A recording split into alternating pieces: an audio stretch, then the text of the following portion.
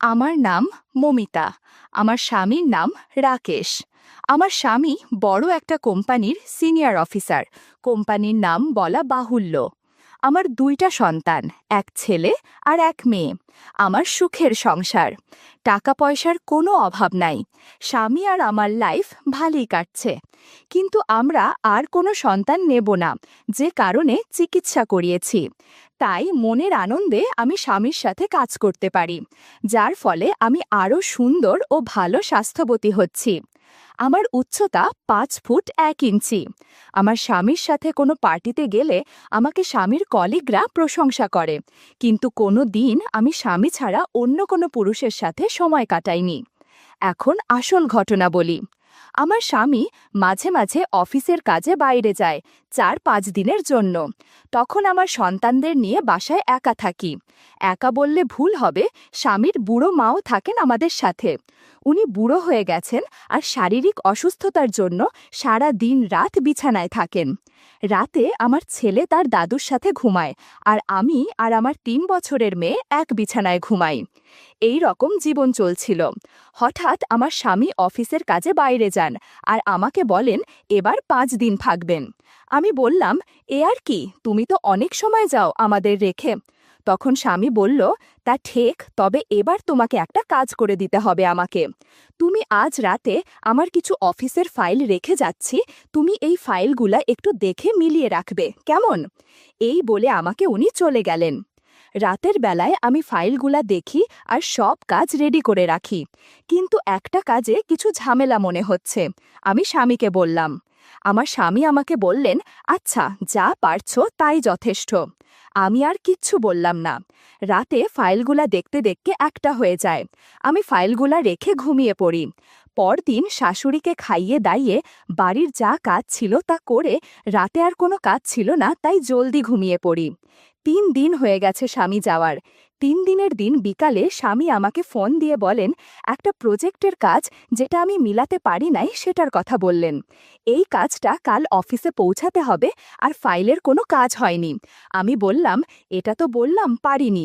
তখন স্বামী বললেন, চিন্তা কর না, আমার এক পুরানা কলিগ আছে, উনি আজ আমাদের বাড়ি আসবেন আর রাতে এই কাজ করে পরদিন নিয়ে যাবেন। উনার নাম আকাশ মিত্র। আমি বললাম, রাতে কি উনি আমাদের বাড়ি থাকবেন? আমার স্বামী বললেন, হ্যাঁ, উনাকে গেস্ট রুমে জায়গা করে দিতে। আরও বললেন, উনি একটু বেশি চা খান আর কথা বলেন, তুমি বিরক্ত বোধ কর না। পরদিন ফাইল না গেলে আমার চাকরি নিয়ে টানাটানি হয়ে যেতে পারে। আমি বললাম, আচ্ছা, তুমি উনাকে কি বলে ডাক? তখন আমার স্বামী বলল, কাকা বলে ডাকি, তুমিও কাকা ডেক, উনি খুশি হবেন। আর শোনো, উনি শুধু আমার কথার উপরে অনেক দূর থেকে আসছেন। আগে তিনি আমাদের অফিসে কাজ করতেন আর এই রকম কাজ বেশি বোঝেন, তাই আমি বলাতে রাজি হয়েছেন। আর আমি ওনাকে বিশ্বাস করি, অনেক শান্ত ও ভালো একজন লোক। আমি বলি, আচ্ছা, উনি কখন আসবেন? উনি সন্ধ্যার দিকে আসবেন। আমি বললাম, আচ্ছা ঠিক আছে। এই বলে স্বামী ফোন রেখে দিলেন। আমিও এ নিয়ে মাথা ঘামাইনি। আমার ছেলে মেয়ে স্কুল থেকে চলে আসলে আমি তাদেরকে খাইয়ে, নিজে খেয়ে আর শাশুড়িকে খাইয়ে একটু ঘুমিয়ে নিই। ঘুমের মধ্যে আজে বাজে স্বপ্ন দেখি, কিচ্ছু মনে নাই। যখন ঘুম ভাঙে তখন বিকাল 5টা বাজে। আমি উঠে শাশুড়ির সাথে দেখা করে আসার সময় স্বামীর সব কথা বলি। শাশুড়ি বললেন, ঠিক আছে বৌমা, খেকা যখন পাঠাচ্ছে কোনো সমস্যা হবে না। এই বলে উনি শুয়ে থাকলেন। আমি সন্ধ্যার কাজ করে বসে টিভি চালিয়ে বসে আছি আর ছেলে মেয়েরা তাদের পড়ার ঘরে। রাত তখন 8টা বাজে। এমন সময় দরজায় কলিং বেল বাজে। আমি আমার শাড়ি ঠিক করে গিয়ে দরজা খুলি। দরজা খুলে দেখি একজন বয়স্ক লোক দাঁড়িয়ে আছেন, হাতে মিষ্টির প্যাকেট। আমি তখন বললাম, কে আপনি, কাকে চাচ্ছেন? তখন লোকটা বললেন, এটা রাকেশের বাসা না? আমি বললাম, হ্যাঁ, আমি ওনার স্ত্রী। তখন লোকটা বললেন, আমি আকাশ মিত্র। আমি তখন দরজা থেকে সরে গিয়ে বলি, সরি, আপনি, আপনার কথা আমার স্বামী বলেছিলেন, আমি না চিনার কারণে আপনাকে প্রশ্ন করলাম। তখন লোকটা বললেন, তা এমন কি, আমি তোমার প্রশ্নে কিচ্ছু মনে করিনি। আরে, এরকম প্রশ্ন করা স্বাভাবিক। আমি একটা জিনিস লক্ষ্য করলাম যে উনি আমার সাথে কথা বলার সময় নর্মালভাবে বলছিলেন। আমার তখন মনে হলো আমার স্বামী বলেছিলেন ভালো মানুষ। অন্য কেউ হলে আমার দিকে তাকিয়ে কথা বলতো। যাক, ভালো লোক। এরই মধ্যে উনাকে আমাদের ড্রয়িং রুমে নিয়ে আসি। উনি আমার পিছন পিছন আসছেন। আমি ওনাকে বললাম, আমার স্বামী বলেছেন আপনাকে কাকু বলে ডাকতে। উনি বললেন, হ্যাঁ, রাকেশ আমাকে কাকুই ডাকে, আপনিও ডাকবেন কাকু, কোনো সমস্যা নেই আমার। আমি বললাম, আপনি বসেন, আর হ্যাঁ, আমি আপনার অনেক ছোট, আমাকে নাম ধরে ডাকবেন। উনি হেসে বললেন, আচ্ছা। আমি ওনার জন্য কফি আর কিছু নারিকেলের নাড়ু নিয়ে আসি। উনি বললেন, আরে এসব কেন? আমি খেতে আসিনি, আমি তোমার স্বামীকে হেল্প করার জন্য আসছি, আর আমার এত খাওয়ানো লাগবে না। আর হ্যাঁ, তোমার নাম বললা না, আপনাকে কি নামে ডাকবো আমি? সরি বলে ওনাকে বলি, আমার নাম মমিতা, আপনি মমি ডাকবেন। বেশ কিছুক্ষণ গল্প করার পর আমি রাতের খাবার রেডি করি।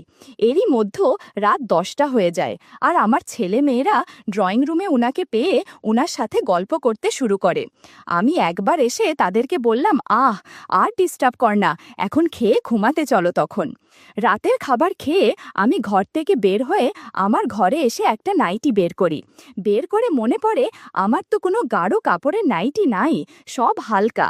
আমি নাইটি পরলে একটু সমস্যা হতে পারে, না, নাইটি পরে ওনার সামনে যাব না, যদি উনি কিচ্ছু মনে করেন। তাই আমি আর নাইটি পরিনি, শাড়ি পরেই থাকি, আর ফ্রেশ হওয়ার জন্য বাথরুমে ঢুকি। তখন মনে পড়ে স্বামীর সাথে তো যোগাযোগ করিনি, তাই আমি তাড়াতাড়ি ফ্রেশ হয়ে এসে আমার স্বামীকে ফোন দেই। তখন ওনার সাথে যা কথা হয় তা সব বলি, আর এও বলি উনি আসলে ভালো মানুষ। আমার স্বামী বলেন, বললাম না, দেখবে তোমার ভালো লাগবে ওনার সাথে কথা বলতে। আমি বললাম, উনি আমাকে ওনার সাথে রাত জেগে ওনাকে সঙ্গ দেওয়ার কথা বলেছে। তখন স্বামী বললেন, ভালো, তুমি শিখে নিতে পারবে, পরে আর কারো সাহায্য লাগবে না। আরও আমাদের কিছু কথা বলে ফোন রেখে দেই।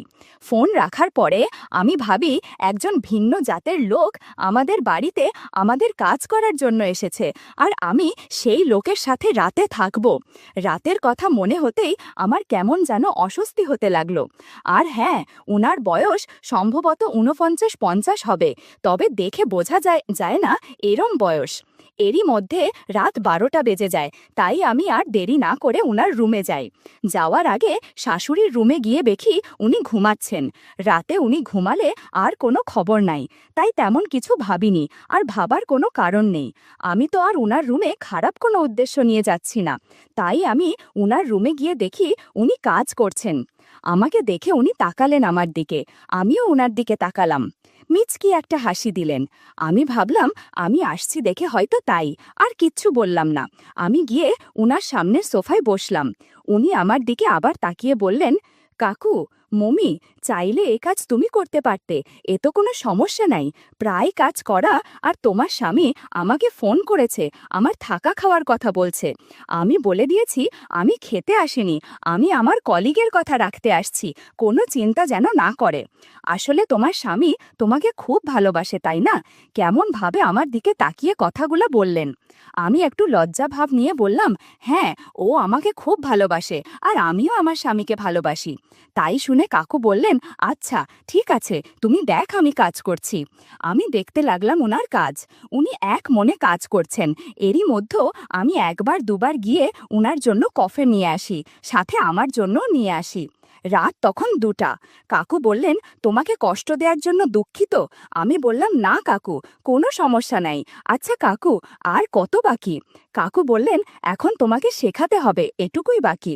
আমি ওনার কাজ দেখে অনেকটা বুঝে গেছি, তাই উনি আমার পাশে বসে ফাইলটা খুলে আমাকে বলতে লাগলেন, মানে শেখাতে লাগলেন। আমিও মনোযোগ দিয়ে উনার কাজ করার ফাইলটা শিখছি। উনার হাত নাড়ানোর সময় একবার আমার হাতে স্পর্শ লাগে। আমি কিচ্ছু মনে করিনি, বা উনিও তেমন গুরুত্ব দিলেন না। জানি না উনি ইচ্ছা করে করলেন নাকি অনিচ্ছায় লাগলো। আমাকে কাজ দেখাচ্ছেন, আর আমার সাথে অনেক ধরনের আলাপ করছেন, এমনকি আমাদের সংসারের কয়জন সদস্য আমরা কোথাও ঘুরতে যাই কিনা উইকেন্ডে।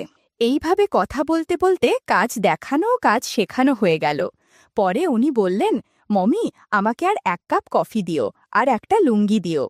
আমি তখন বললাম, কাকু, আমাদের ঘরে লুঙ্গি নাই, তবে আপনাকে আমার স্বামীর একটা ধুতি দিতে পারি, যদি আপনি পরেন। কাকু বললেন, আমি প্যান্ট পরে ঘুমাতে পারি না, তাই আমাকে লুঙ্গি পরতে হবে, কিন্তু আমি যে কখনো ধুতি পরিনি, আচ্ছা নিয়ে আস দেখি। এই বলে আমি গিয়ে আগে ওনাকে ধুতি দিয়ে কফি বানাতে যাই। কফি নিয়ে এসে দেখি কোনো মতে একটা গিট দিয়ে পরে আছেন ধুতিটা। আমি দেখে হাসতে থাকি। কাকু বললেন, হাস কেন, ধুতি পরা হয়নি? আমি বললাম, না কাকু, আপনি পড়তে পারছেন না। কাকু বললেন, কি করব বল? আমি বললাম, আমি আপনাকে পরিয়ে দেব, আপনি আসেন, আমি দাঁড়িয়ে আছি। উনি ধুতি তুলে আমাকে বললেন পরিয়ে দিতে। আমি কি করব কিচ্ছু বুঝতে পারছি না। এই সময় কিছু আপত্তিকর ঘটনাও ঘটে। বন্ধুরা, ইউটিউবের কড়া নিয়মের কারণে এসব ঘটনা সরাসরি বলা যাচ্ছে না। তোমরা কমেন্টে দেয়া লিংক থেকে আমার ওয়েবসাইট ভিজিট করো, সেখানে একদম খোলামেলা গল্প দেয়া আছে। আমি কোনো মতে কাপা হাতে কফির কাপ দিয়ে চলে আসব। এমন সময় কাকু বললেন, আরে মমি, বসে আমার সাথে কফি খেয়ে কাপটা নিয়ে যাও। আমি কি আর করব, অজ্ঞতা বসতে হলো।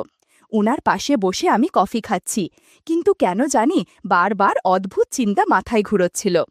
কফি খেতে খেতে বললাম, কাকু, আপনি একটু ফ্রেশ হয়ে আসেন। এই সময় কাকু বললেন, ও সরি মমি, জানি না আজ কেন এমন হলো। আর এদিকে আমি অস্বস্তিতে পড়ে গেলাম। আমি বললাম, কাকু, যা হওয়ার হয়েছে আর না, আর দয়া করে আপনি আমার সম্মান রক্ষার জন্য কাউকে বলবেন না। এই বলে আমি কাকুর মোবাইলে তাকিয়ে দেখি রাত ৩:৫০ বাজে। কাকু ৩টে থেকে কাজ শুরু করেছেন, মানে ৫০ মিনিট ধরে কাজ করেছেন। আমি বললাম, কাকু, এখন ছাড়েন, আমি যাই। আর আপনি কাল কখন অফিসে যাবেন? কাকু বললেন, এই ১২টা বা ১টার দিকে যাব। আমি বললাম, ঠিক আছে, আপনি ফ্রেশ হয়ে ঘুমান, আমিও জয়ী। এই বলে আমি আমার রুমে চলে আসি। সকাল ১০টার দিকে ঘুম ভাঙলে আমি তাড়াহুড়ায় উঠে পড়ি। উঠে বাথরুমে গিয়ে হাতে মুখে পানি দিয়ে বের হয়ে দেখি শাশুড়ির রুমে কাকু বসে গল্প করছেন। আমি তাদের দেখে কাছে যাই, আর কাকু বলেন, মমি, উঠেছ? মাঝি, আপনার বৌমা খুব ভালো, রাতে আমার সাথে থেকে আমাকে কাজে সাহায্য করেছে, তাই একটু ঘুমালো বেশি করে। শাশুড়ি বললেন, হ্যাঁ, আমার বৌমা ভালো। আর এই মেয়েটাকে এত করে আমি বলি আমাদের কি অভাব আছে। না, মেয়েটা আমার কথা শুনেই না, বলে সেও তার স্বামীর মতো স্বামীর কাজে সাহায্য করবে। আমি আর বাধা দিইনি, তাই তো রাতে আপনার কাজে সাহায্য করল। আর যদি শিখে থাকে তাহলে কাজে লাগাবে। আমি বললাম, কাকুর মতো ভালো মানুষ আমি আজ অবধি দেখিনি।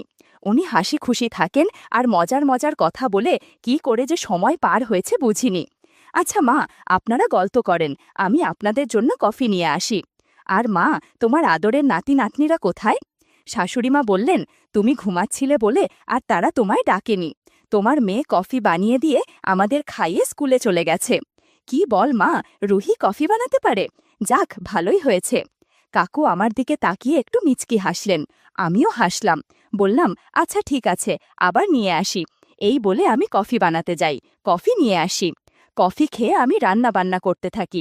তখন রান্না কি করব, শুধু রাতের কথা বারবার মনে হচ্ছে। আমি কি করলাম? মনে মনে হাসি, আর এরই মধ্যে রান্না হয়ে গেল। খাবার ডাইনিং টেবিলে রেখে আমি কাকুর রুমে কাকুকে ডাকতে গিয়ে দেখি কাকু স্নান করার জন্য রেডি হচ্ছেন। আমি যেতেই বললেন, মমি, কিছু বলবে? আমি বললাম, আমি আপনার খাবার রেডি করে টেবিলে নিয়ে আসছি, জানি না যে আপনি এখন স্নান করবেন। কাকু বললেন, পরে খাবো ভাত, আর রাতে যে খাবার খেয়েছি তাতে আমার পেট ভরে আছে, বলে হাসতে থাকেন। আমিও মুচকি হাসি দিয়ে বললাম, কাকু, কি যে বলেন না আপনি!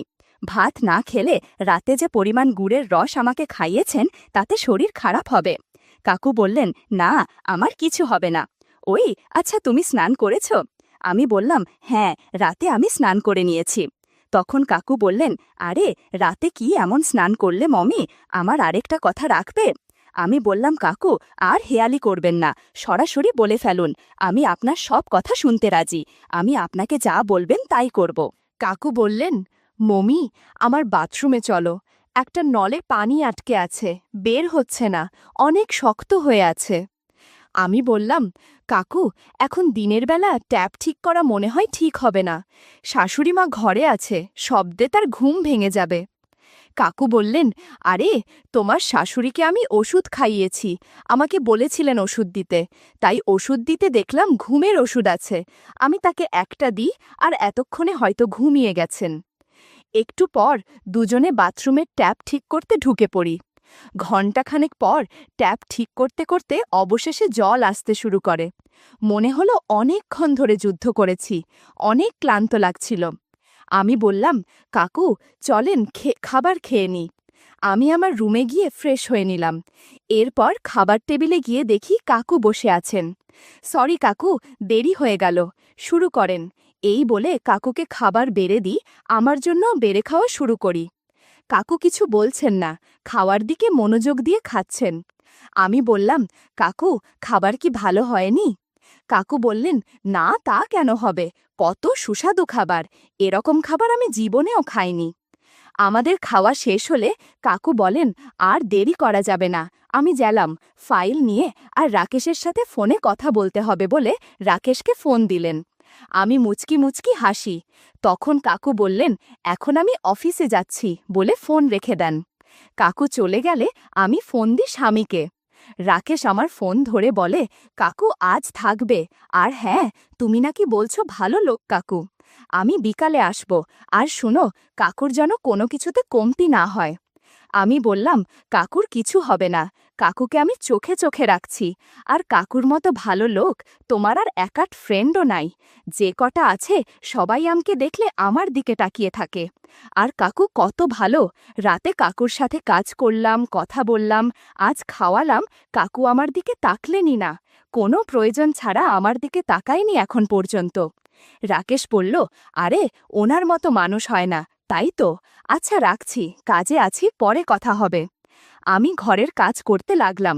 দেখতে দেখতে রাত হয়ে এলো, তখন 10টা বাজে। শাশুড়ির ঘরে একবার গিয়ে আমি দেখলাম তিনি ঘুমাচ্ছেন। তবুও আমি ডেকে তুলে বললাম, মা, আপনার ওষুধ খেয়েছেন? তখন বললেন, হ্যাঁ খেয়েছি, আর খুব ঘুম পাচ্ছে, আমি ঘুমাবো। আমি বললাম, কাকু আসলে ওনাকে খাইয়ে আমিও ঘুমাবো। এরই মধ্য কলিং বেল বাজলে আমি উঠে গিয়ে দরজা খুলে দিই। খুলে দেখি কাকু। আমি রাগের ভাব করে বললাম, এত রাত পর্যন্ত কোথায় ছিলেন?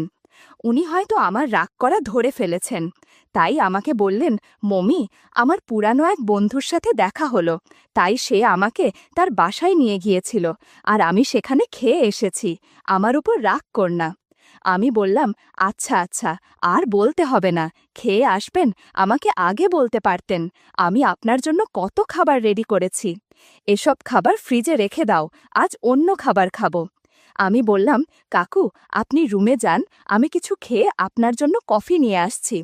কাকু নিজের রুমে গেলেন, আর বললেন, বেশি দেরি করবে না, রাত প্রায় 11:30 বাজে, আজ অনেক কাজ করব। আমি মুচকি হাসি দিয়ে চলে গেলাম, গিয়ে তাড়াতাড়ি কিছু খেয়ে কফি বানাতে শুরু করি। কফি বানিয়ে আমি আমার রুমে গিয়ে একটা হালকা নাইটি পরে কফি নিয়ে কাকুর রুমে গেলাম। কাকু আমাকে বললেন, আরে আজ তোমাকে ভীষণ সুন্দর লাগছে। আমি বললাম, ভালো হয়নি? কাকু বললেন, ভালো মানে সব ভালো লাগছে। এরপর আমরা কাজ করতে শুরু করি। এত কাজ শেষ হচ্ছিল না, পরে আমি ভোর 5টার দিকে আমার রুমে আসি। অনেক ক্লান্ত লাগছিল, তাই স্নান করে একটু বিশ্রাম। আমার স্বামী না আসা অবধি কাকু রাত দিন সময় পেলেই আমার সাথে অনেক কাজ করেছেন। বন্ধুরা, ইউটিউবের গল্পগুলো শুনে মজা না পেলে আমার ওয়েবসাইটে দেয়া গল্পগুলো শুনতে পারো। সেখানে প্রতিদিন খোলামেলা গল্প আপলোড করা হয়। কমেন্টে ওয়েবসাইটের লিংক দেয়া আছে।